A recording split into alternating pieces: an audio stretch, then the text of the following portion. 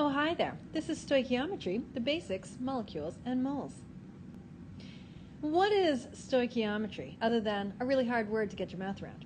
It is the study of quantitative relationships amongst the amounts of reactants used and the amounts of products formed in a chemical reaction. We've just been talking about all types of different chemical reactions, and now we're going to add on a math layer. Why is this important? Well, companies need to know how much reactant is to use in order to make a certain amount of products for their customers. So a lot of times we do chemistry just to see what happens, but there's a much more technical part of chemistry where we're actually making something to sell. So what this stoichiometry is all about is just ratios based on a balanced equation.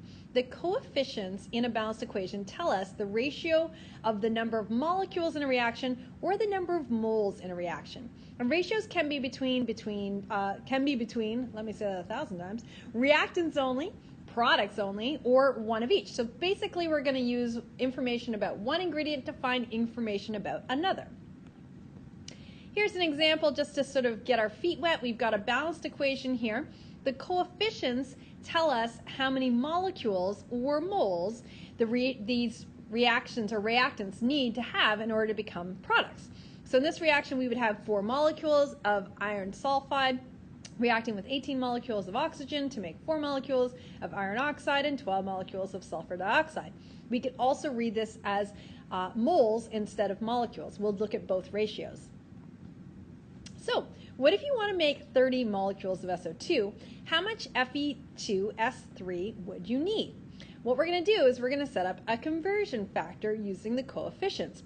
As you'll remember from Unit 2, conversion factors are any time two things equal each other, and they allow us to get rid of units we don't want and keep the units we do want. In this case, our conversion factor is solely made up of coefficients in the balanced equation. The setup for these equations is always going to be the same when we do stoichiometry. And stoichiometry is going to follow us around. We're going to continue working on stoichiometry in this unit. We're going to see it again in the next unit and the following unit. So it's not going anywhere. Get used to it. Get comfortable with it. Here's the setup. Write out your balanced equation. Write underneath the ingredient what you know about it, or if we're looking for it. So for instance, the question asks us how many molecules of Fe2S3 can we make? So molecules question mark has been put there. On the product side, they gave us the amount of 30 molecules of SO2. So I put that information directly under the SO2, and that helps me look at the problem and see, okay, what do I have? What do I need? How do I get there? As always, when I'm working through a math problem, I'm going to set it up the same way. What am I looking for? So I'm looking for molecules of Fe2S3. The next thing I always write down is what I have. So I have 30 molecules of SO2. And now it's time to put in a conversion factor. The conversion factor, as I mentioned, are the coefficients. So I have a relationship between the Fe2S3, its coefficient is a 4, and an SO2, its coefficient is a 12.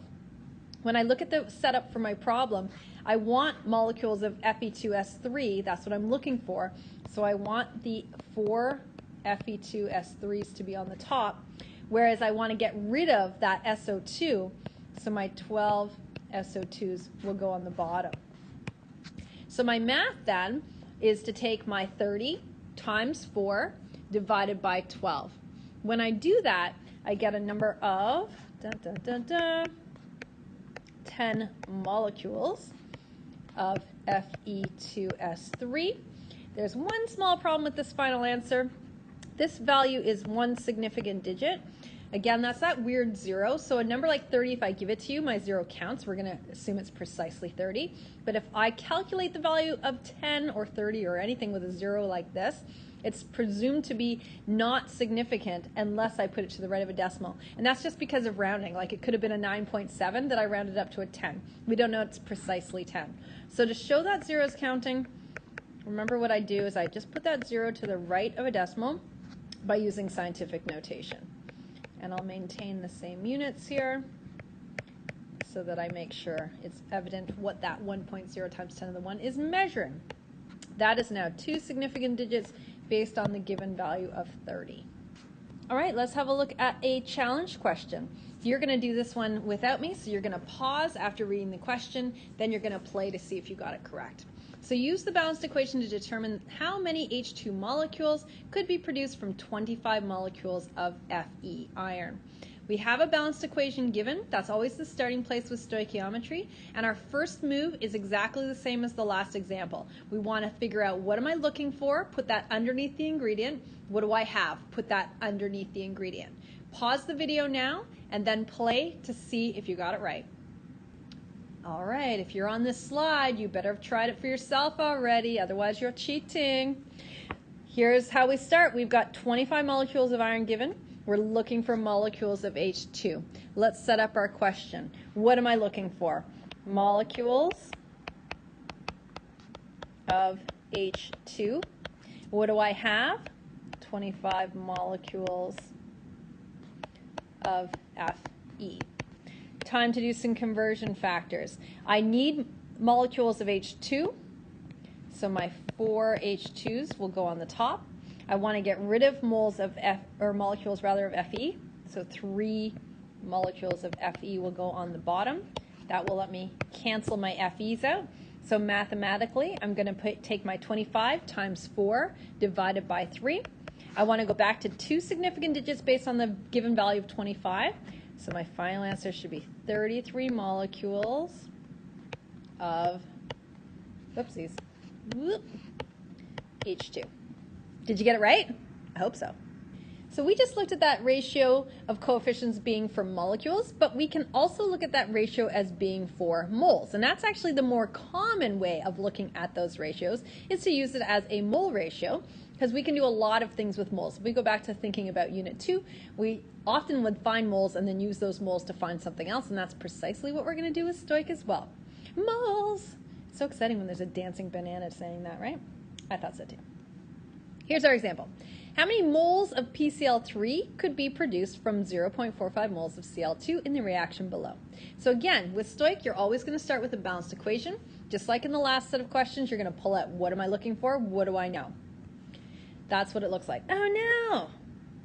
I'm missing an arrow. How did I miss that? Mon Dieu. All right, there's the setup. So I've got 3 Cl2s, and I have 0.45 moles of them. And then I also have PCl3, and I'm looking for moles of it. So as per usual, we're just going to set up a ratio. What am I looking for goes first. So moles of PCl3. And then what do I have? 0.45 moles of Cl2.